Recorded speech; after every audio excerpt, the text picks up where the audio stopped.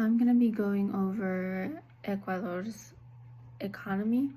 The first thing I'm going to hit on is its resources and what may affect the supply and demand for said resources. So its top three economic resources are mining, agriculture, and fishing. And since the 1970s, the exportation of oil and mining has had a major role in the country's economy. And in the last few years, petroleum resources covered about 40% of the country's export income and 1/4 of central government budget revenues. Recently, cocoa and bananas have been on the most heavily relied on in the economy and has been the world's largest exporter of said goods for decades. So what really affects the demand and supply in Ecuador is its weakness in investment freedom. More specifically, its reliance on the export of oil. The demand curve of oil in terms varies as renewable energies are more sought after in the world. The next is the kind of opportunity costs that average citizens may face in the country. So the average household disposable income for Ecuador as of 2022 was around $89.59 billion. So what disposable income is how much a person or household, such as in this case, has to spend or save after income taxes have been withdrawn. What can be linked to DPI is opportunity cost, which is when a potential profit is lost as a result of choosing one alternative over the other. So when someone has a high disposable income, the more opportunity costs have to be taken into account and vice versa. Another thing would be you could say they have a budget constraint depending on their disposable income. Next is the Ecuador's GDP and what can potentially be done to improve it. So in 2018, the gross domestic product of Ecuador was $107.6 billion, and the GDP per capita was $6,319. So in 2020, when COVID affected the world, the GDP increased to $99.3 billion, and GDP per capita was $5,670. So the government has been trying to implement a new plan to make the economy stronger, but simultaneously, politics has a major role in how the economy is. In 2020 showed the people of Ecuador the weakness it had, and they are working towards making it better. So it has been a difficult few years for them from what I have read. So as of 2022, the GDP for the country was $115 billion, and GDP per capita was $6,390. Ecuador's calculations of GDP per capita is equal to 44% of the world's average. The economy by GDP since 2018 has been improving despite what happened in 2020. So an estimation of $5,730, that's an estimation to be reached in terms of GDP per capita by the end of 2023. So what has affected the GDP of Ecuador is private consumption, public spending, fixed investment, exports, and politics. Private consumption in the first quarter of 2022 increased 1.6%. That was below the fourth quarter's 3.8% expansion. Public spending lessened 0.5% in 2022 quarter one, and fixed investment decreased 5.2% in quarter one, which was worse than data collected since 2021 quarter one. So this is what happened to the economy eternally. And on the other side, between Ecuador and the rest of the world, exports of goods and services growth fell 0.4% in the 2022 quarter one, which is another low for them. And politics and the economy do have an influence on each other, and the economy is a factor utilized in politics. The corruption experienced in the government has been more confronted this year, and violence has increased this year. Policies dealing in the economy have resulted from these political battles, and the government itself has been reforming, although I'm not sure if it's been a positive or negative impact. Another thing I'll be hitting is the Consumer Price Index, or CPI.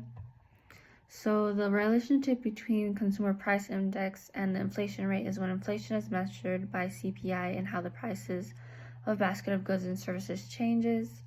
which are purchased by specific groups of households.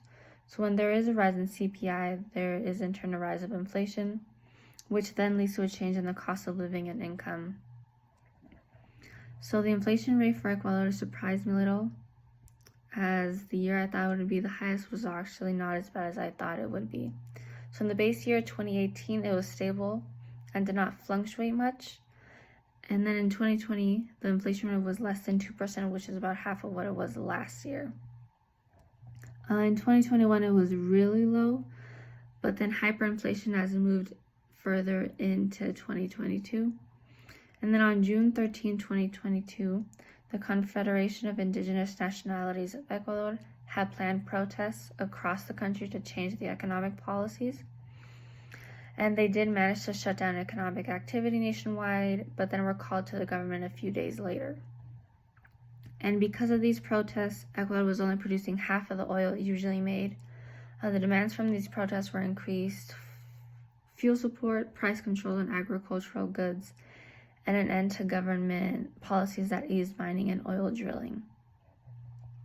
So President Guillermo Lasso was at first resistant at the costs that came with these changes, was great as it countered efforts to reduce Ecuador's deficit as part of an ongoing loan agreement with the International Monetary Fund. And these protests were linked to the gas and food price inflation because of the political issues. So when inflation is up, so is the CPI, and in 2020, CPI was not as bad as in 2021. The most recent recording was made in August of this year, and it is at 112.34 points, which is a large amount compared to the 104.35 points in January 2021.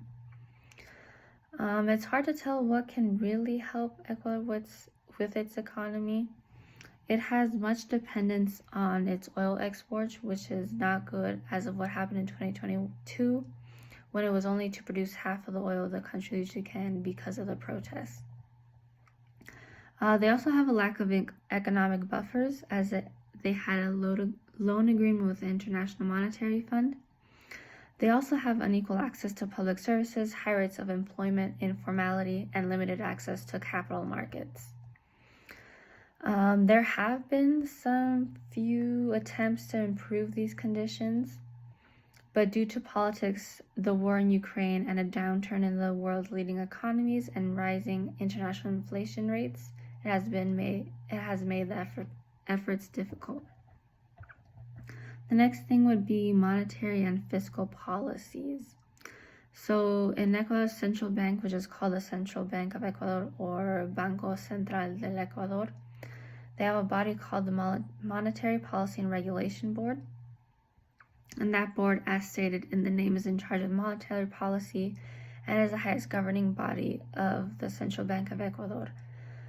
Their job is to preserve the integrity and sustainability of the dollarization system and of the Ecuadorian financial system. So when Ecuador did decide to dollarize, it took the economy about 3 years to recover, and since then it has been a highly discussed issue. So this financial decision caused indebtedness and money loss as a whole for society, which then led to confidence and credibility in the currency. As of May 2022, Ecuador has had an acceptance rate of 88.7%. And then between 2000 and 2008, the results of dollarization turned positive as there were immediate benefits, such as high oil prices, adequate budgetary control, an independent central bank, and a stable, reliable exchange rate. But from 2009 until 2022, the central bank lost its independence and began with loans to governments based on the small reserves obtained, as well as increased public spending based on the country's structural improvement, but without future execution. Public revenues were maintained. Dollarization also changed the competitiveness around the world, causing the prices of oil to drop and some other export products to lose market share. It also caused an imbalance in the public sector, which led to indebtedness, a lack of liquidity in Ecuador, and a high velocity for financing. Of course, not all of it can be blamed on dollarization, as there are many different aspects. It was just the more well-known one. Next will be the natural resources use and its sustainability. So Ecuador's economy is based mainly on oil extraction and agriculture. It has mostly positively impacted society, but although industrial and agribusiness leads to excessive land use, water extraction, and many environmental problems. On the other hand, Ecuadorian production costs and import values for some products are above export returns, and interest on debt endangers economic stability. And the situation in the country's political instability have impacted the green economy.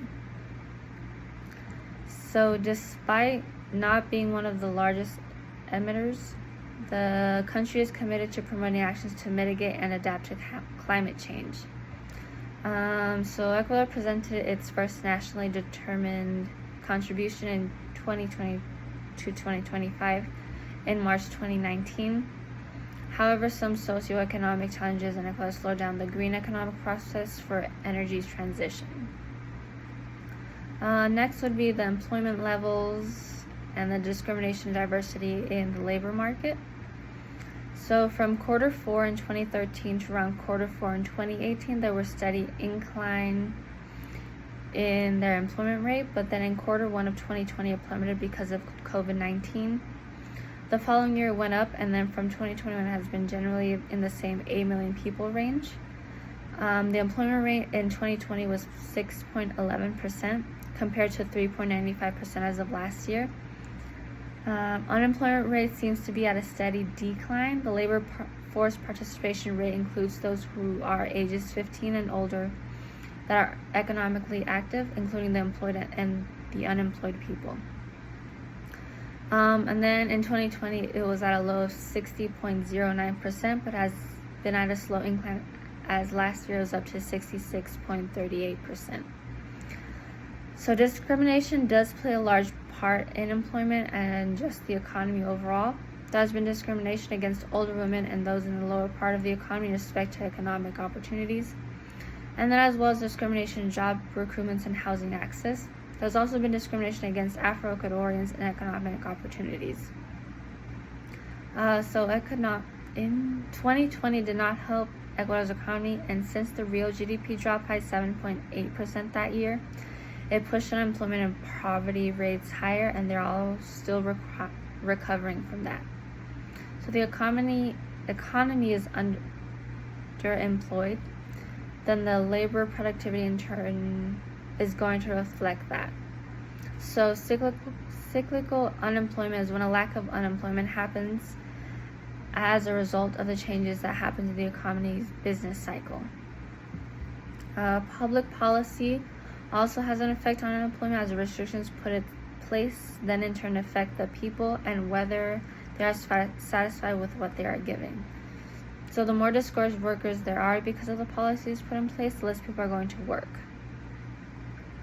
So the efficiency wage theory would be a great way to help Ecuador with their employment rate. This theory states that an employer were to pay their workers high enough to where the workers are motivated to be productive and the workers are valued to be highly skilled, would be less likely to quit.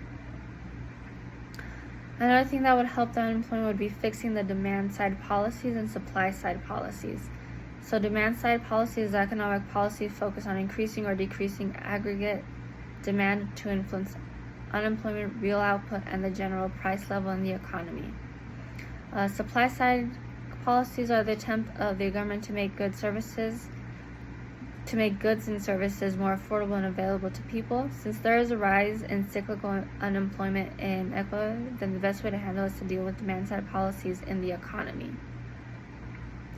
And then the last would be globalization. So globalization, when it's done correctly, is great. So when former President Rafael Correa was president, he made remarkable progress in Ecuador's globalization between 2007 and 2017.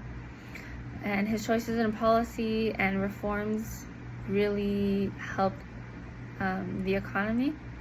So social spending did double, and poverty fell over 41%, and inequality declined by 16.7%. Average annual per capita GDP grew by 1.6%, and reduced debt and allowed the government to weather two large external shocks.